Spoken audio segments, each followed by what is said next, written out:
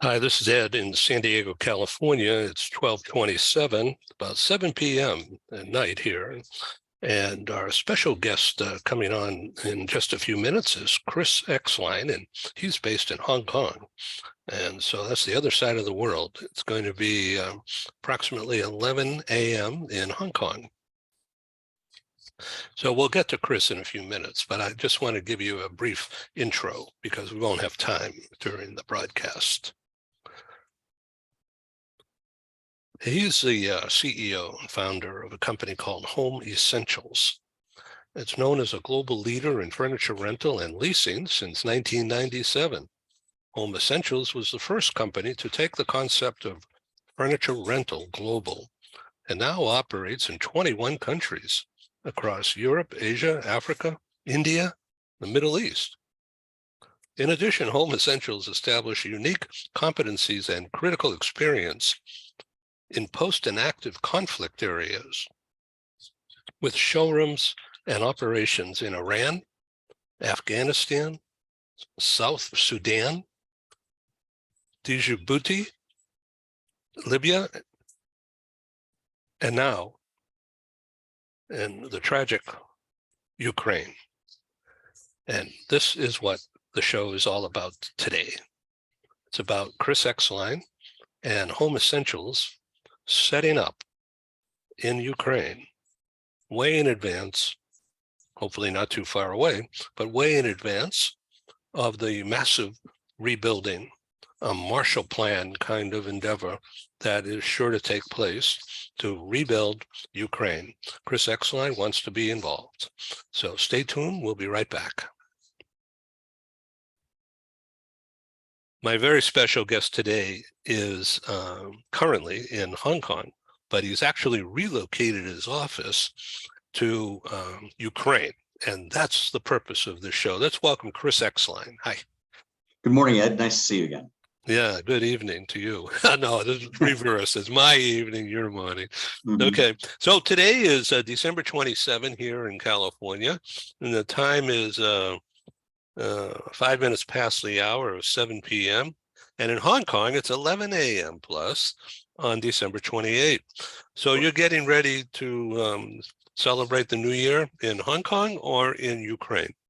No, I'll celebrate the New Year here in Hong Kong, and I got here a few days before Christmas, but then plan to go back to Europe and Ukraine, around the middle of the month, the 15th. Okay, so the purpose of you going into Ukraine is, well, first of all, you're an entrepreneur and successful at it. Just in the warm-up here, I pre-recorded a written intro introducing you.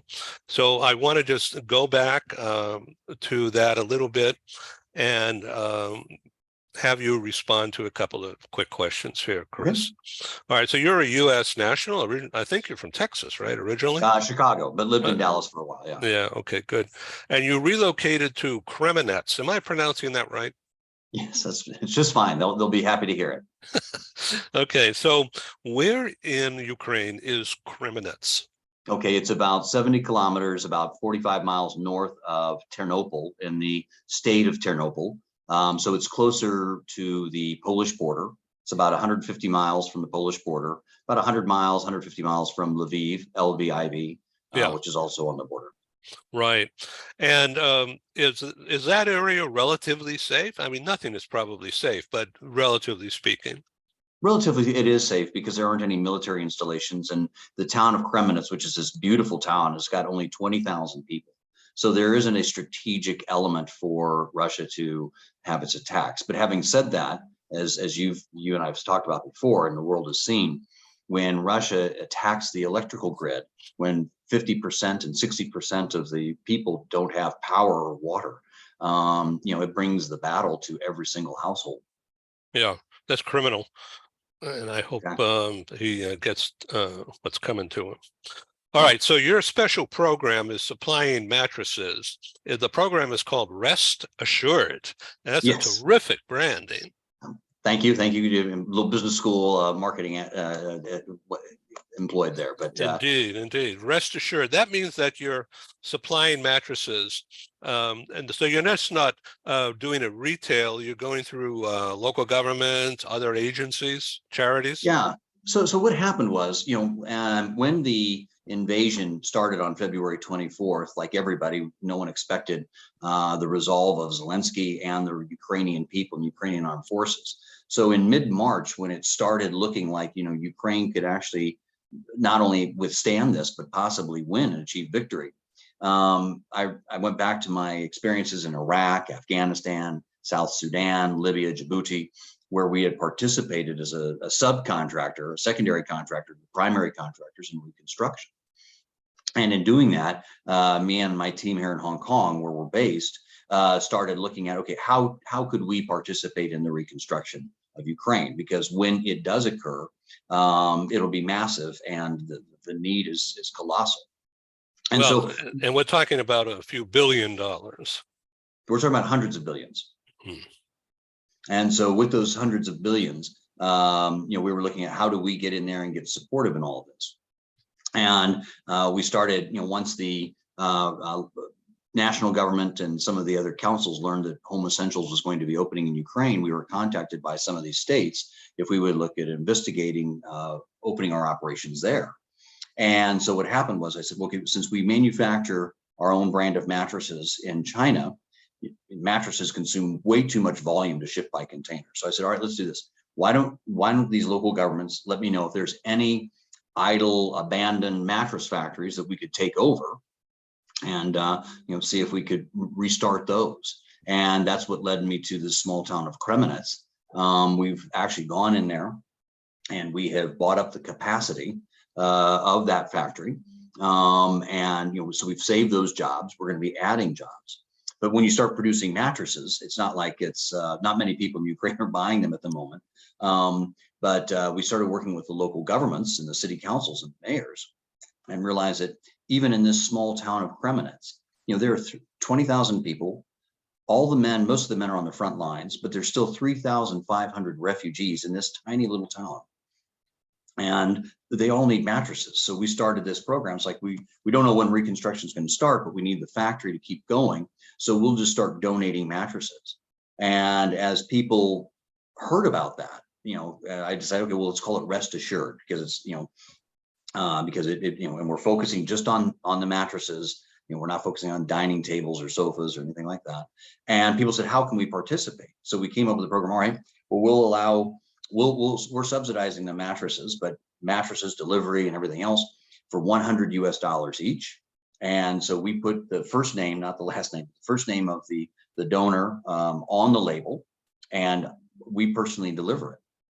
And as we're coming up with this program, one of the things that was really, I hate these trite expressions like tipping point, but one of the things that was very important to me, and especially since I'd been doing so much business in Iraq and Afghanistan during this time, I decided that we weren't going to tell many people what we were doing until we started. Instead of having some aspirational, like reaching out to you or other people saying, hey, this is what we're thinking about doing.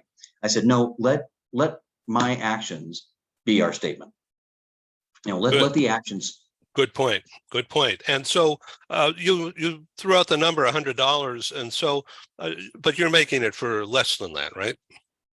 When you factor in no, actually, when you factor in the deliveries, when you factor in the personnel and all the things required to equip and run the factory and repair the machines and get the raw materials and bring those in, dealing with power outages, dealing with diesel generators to get the stuff in. So we are subsidizing that, but it's part of what we're doing in building brand equity and building a rapport with the local people. Yeah. So how much retraining, to do it your way, not how it was done? That's the beautiful thing about it. When I first walked into the factory, the people weren't necessarily that forthcoming to talk to me. I can send you a photo later. So and it was also kind of a bit of overkill because I'm there with the mayor and the city council, and people were a little bit reluctant. I'd asked to change, but I'm in one of those Hong Kong suits. It's like, just like it was a bit overkill. But I went to one of the mattresses and started sewing it myself because I know how to make a mattress. That's And interesting. I was doing it so wrong that these women all started laughing, and then they came up and they taught me how to sew the mattress their style. So a long answer to a short question. I've said, you know what, you guys know how to do this. We're going to continue doing it your way until we bring in the springs and the other machines and stuff from the other suppliers. So that's it.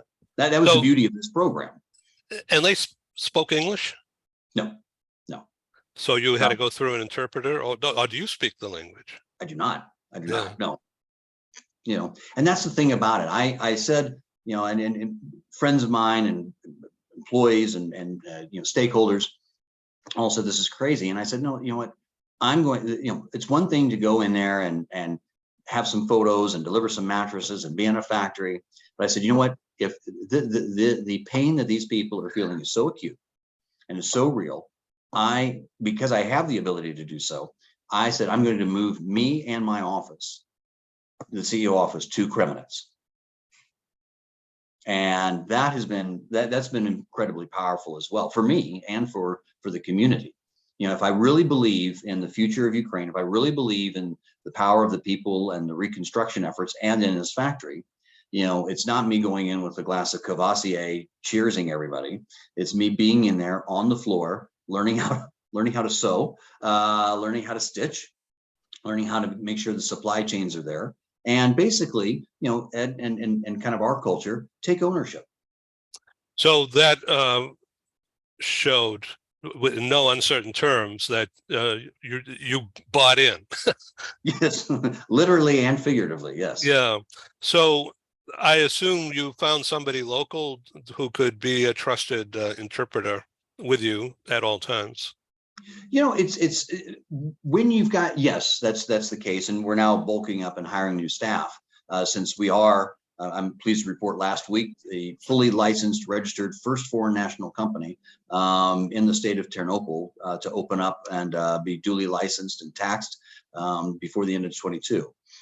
Congratulations. That is Thanks. really impressive. I'm so honored to have you on Global TV Talk Show.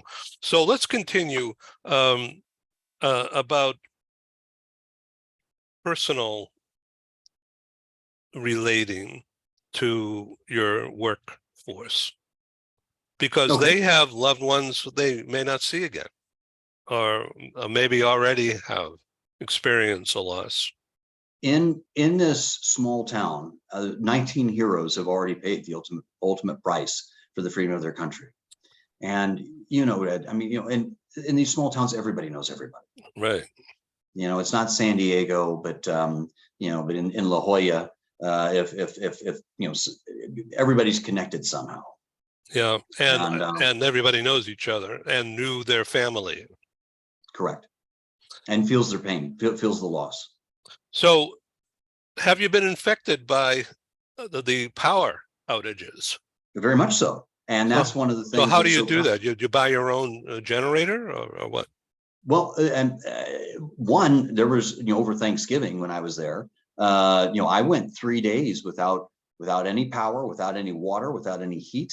It was like below 0 centigrade. It was like 22 degrees inside my home, and so one of the things that I'm mentioning to people is that, I could leave. I didn't have to stay there. I can go to home in Madrid or Hong Kong. But I said, you know what?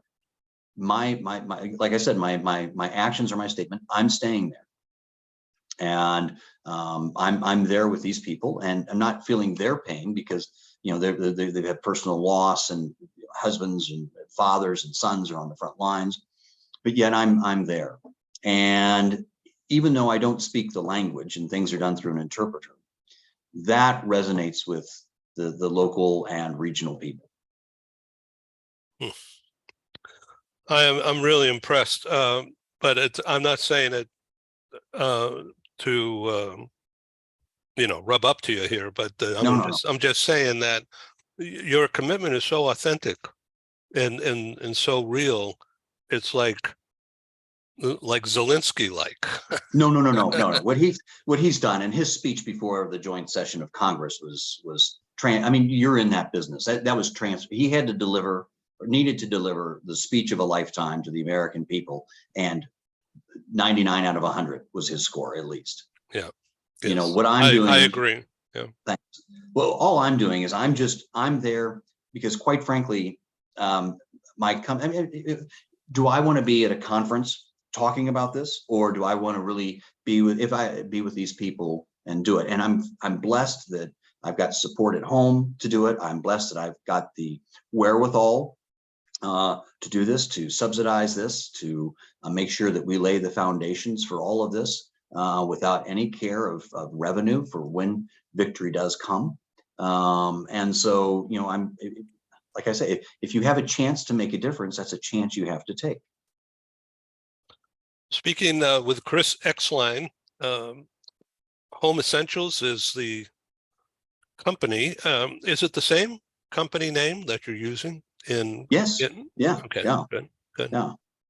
So we, you know, again, we're the largest furniture rental company outside the United States. We've got gifted staff. I think the most gifted managers in the countries where we operate. And those things, you know, we've survived the financial crisis. We've survived, you know, the deterioration of expatriates. We've survived, you know, the uncoupling of China from the industrialized Western nations. We've survived COVID. And you know, this is and and the Ukrainian people are going to survive this intrusion and this invasion. Yeah, I'm sure that things are going to be churning this coming year. And well, I really wish you well, and I can see that you're making things happen to the extent possible, by your presence and by your energy, your insight, and the obvious commitment on display. Well, thanks. I tell you, I'll give you a quick funny story though. Please. If I had gone to Kiev and opened this up, and if I had been in a major city, you know, you could have people and you wouldn't have the connection. But the multiplier effect and being a part of this small town, for me personally, has made the huge difference. You know, because you're saving jobs, adding jobs, providing mattresses to the local community, you know, and you're integrating in that community. And one time I was leaving the factory, and when it's dark, I mean, it's dark. I mean, it's pitch black. I mean, you've got these gray skies, you've got 2 feet of snow. You know, it's again below 0 centigrade. And you don't want to walk on the roads because, you know, no one can see you. So I knock on the window of a taxi, and he goes, okay. I said, this is gonna, I don't know how to tell you. So I go, do this, go that way. Oh, okay. I said, are you sure? He goes, okay. And so they do speak English. They speak okay. And this taxi driver that I'd never met before drives me right to my front door. I mean, I confess I was a bit spooked. I mean, you know, I'd never met this guy. I'd never talked with him, and he drove me straight to my front door. And what's the currency? Do they use euro or dollars? Grivna is their own local currency, but they're trying to keep it fairly aligned and pegged to the euro. Yeah, good. Okay, so now how do you keep warm at night? Blankets. Yeah. That's it. You have your ski stuff and gloves and mittens and scarf? You know, being a you know, a crusted Chicago native, I'm not going to wear a hat, you know, and I'm not. I'll wear gloves, but I'm not going to have some type of puffed up ski gear. No. I survived the Chicago winters of the 60s, 70s, and early 80s. And even if the North Shore wasn't as windy as it was down in downtown, I'm just not going to wear a hat. I'm just not going to do it. But at night, you know, or during the day, you know, I mean, gosh, you have to use snow, you know, to wash things. You've got bottled water, but you never have you know, cold coffee I'll tell you what, I find that I don't complain until I come back to Hong Kong. So I told all these people, I don't complain. Yeah, you get back to Hong Kong and people are pushing, and you've been here, you know, pushing, agitating, And so some of the old type A in me comes out. But by and large, I try not to complain. I'll send you a photo. Yes, I please. Because the way I celebrate the resumption of power in Kremenets, Ukraine, is I leave the vodka, which is amazing, by the way, and $5 a bottle. I leave it out in the snow, so it's frozen because the refrigerator doesn't work. And in the past couple of weeks, the YouTube would come on, so Andy Williams would be singing "It's the Most Wonderful Time of the Year," and I'd have frozen vodka. I keep my vodka right here, right over here in the freezer. I do. Yeah, wait, I'll show Good you. for you. Wait, Well, I'll be bring right you a back. bottle of Ukrainian vodka. It's the best I've ever had. I hold 1 second. I'll be right back.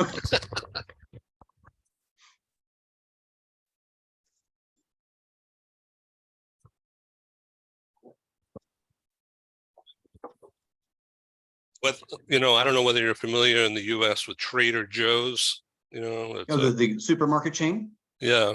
Okay, so it's Vodka of the gods.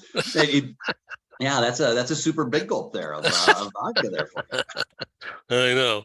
So, do you want me to ship? I mean, if I send this by UPS or FedEx, will you get it?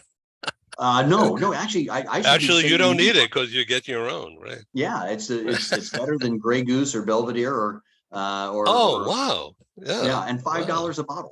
I think you ought to acquire rights to that for shipping. I'm pretty busy at the moment, but you're not the first one to suggest that. But Uh, in a confession of weakness, in this little town, I have depleted every store of tonic water because apparently real Ukrainians don't use tonic water, and so maybe I haven't elevated my manhood enough to just drink it straight. So. Wow, this is interesting. Well, it's 25 past the hour, and let's do this another 5 minutes or so. Sure. So tell me about what's going on in Hong Kong.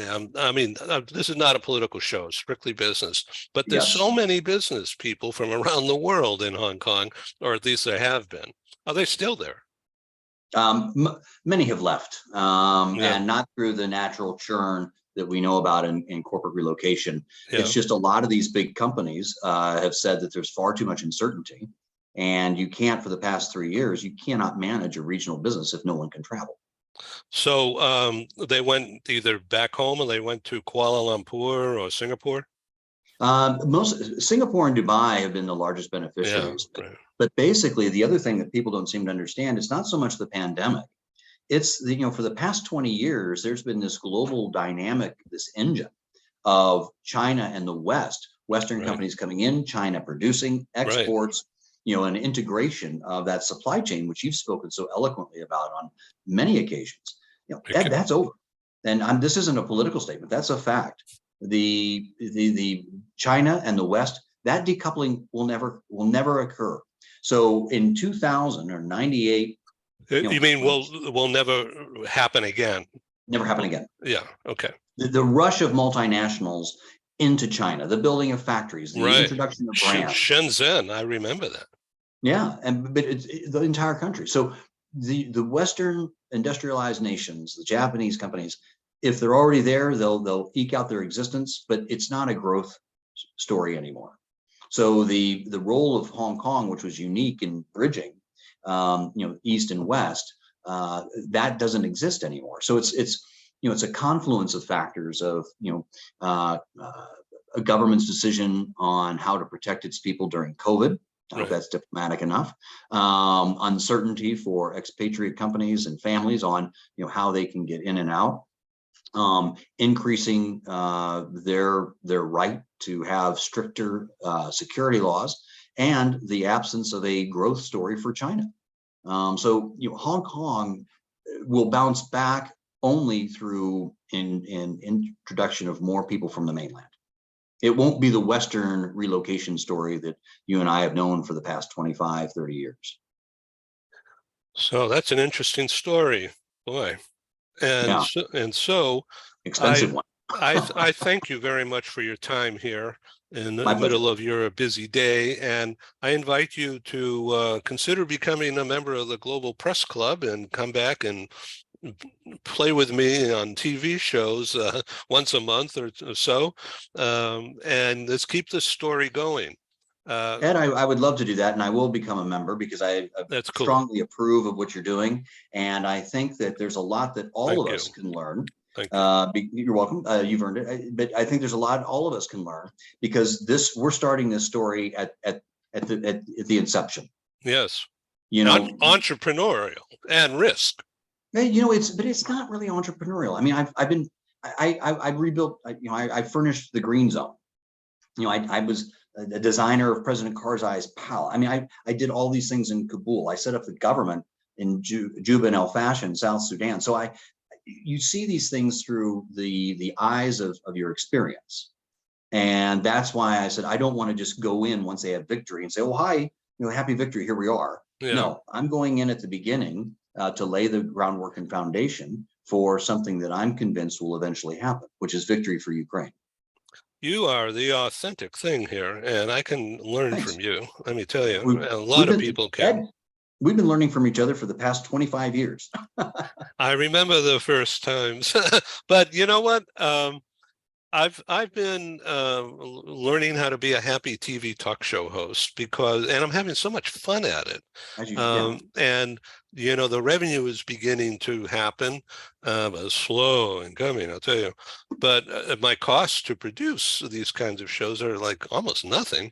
It's certainly my time and energy, but hey, we've got costs. We've got to pay bills. So the number of advertisers we have had and co-sponsors for 3 years has been very, very small, but they've been really generous and they stuck with me. And yeah, and so we haven't lost hardly anyone, a couple, but they had their own problems, not caused by me. And now this new membership thing, Global Press Club, the subscription, that has turned out to be the answer. And there you go. And it's it's not growing leaps and bounds, but it's growing. So thank you very much. Ed, you've got all the tenacity. I mean, this isn't, please edit this part. I mean, but you've got all the tenacity. I mean, you're the most entrepreneurial, most determined, the most upbeat person that I've ever met in relocation. And could you imagine? I mean, 25 years ago, I was at your conference in London. Yeah, well, that was like the first time. I think we did London in November of '97. That was the first global meeting. And so could you imagine, I'm in Hong Kong, you're in San Diego, we're talking live, and we're not having to fly halfway around the world. Right. But we actually have a better rapport and communication in this venue than we did at the others. Well, and we could go deeper and just relate on a up to the second instinctive responses. Right. Yeah. So bringing people from across time and space, from across borders, from across cultures, across silos. This has just been a wonderful experience for me.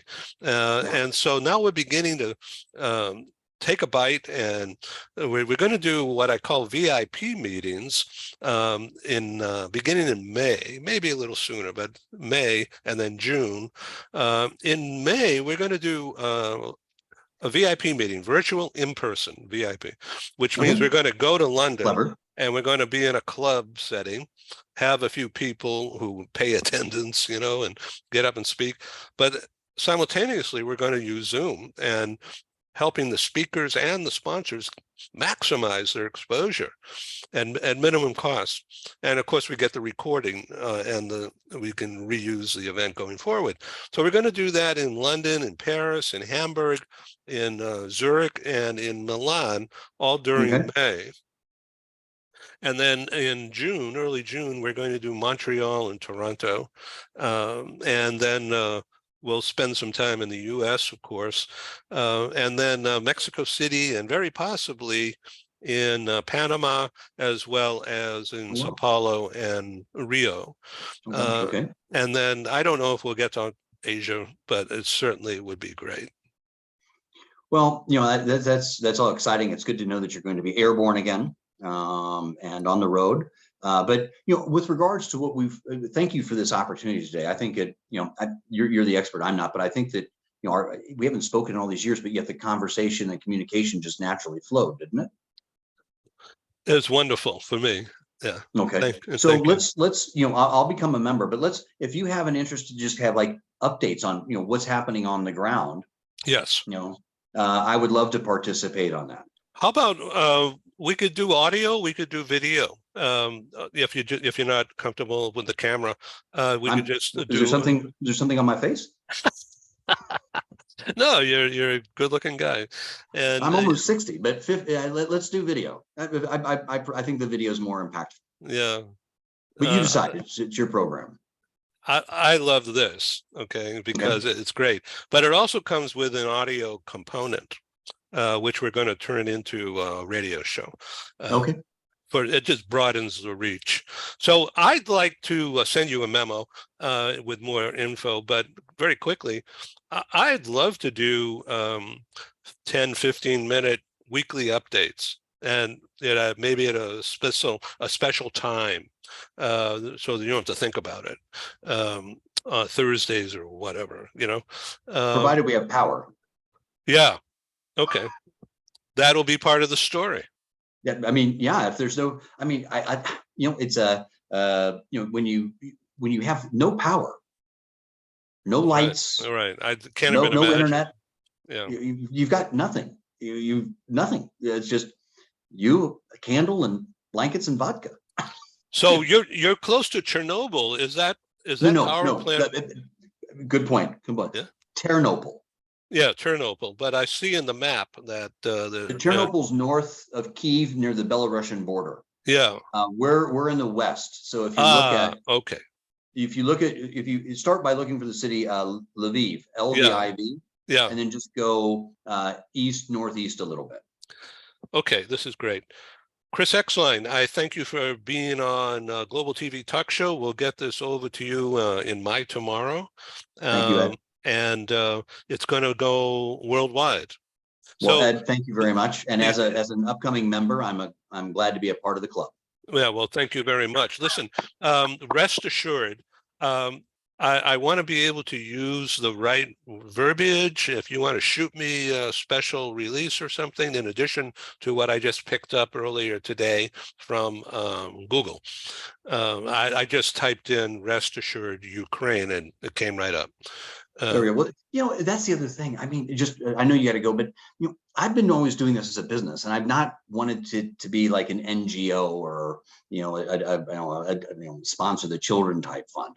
But it's actually just evolved into something that has become, it really just resonates with a lot of these people in the States and Asia and Europe, and so we've carved that out to be its own sub business. Why don't you put a TM, rest assured Ukraine, 3 words together, TM. We're working on that. So I've got my lawyers and consultants in the US coming up with the 501c, and getting all that registered so that people can donate it just is a different line item from what we're used to, but we're doing that right now. Well, count me in to help promote that when you're ready for that. Okay. All right. So this show will, as I sum up here, will be seen easily by 100,000 across the next 30 days, because I'm very involved in LinkedIn. I belong to 98 groups. We have 18,600 direct, and a total reach of 4.2 million. Not that they're going to open the damn thing, but they're going to receive it. Yes, of course. So out of that, there's a big number between 18,000 and 4.2 million. Easily, we can cross 500,000 in the next 30 to 60 days through this repetitive distribution and exhibition. And I could tack it on to every program that I build a website for to support each program. And I've already begun building this special website to house this program and other things. Thank you very much, Ed. I can't tell you how much I appreciate it. And in my entire career, I don't know if I've done anything that's been more humanly impactful than this. Yeah. Chris, stay safe. I will, sir. You too. Thanks, Ed. Thank you. Happy holidays. Thanks. Happy New Year. Happy New Year.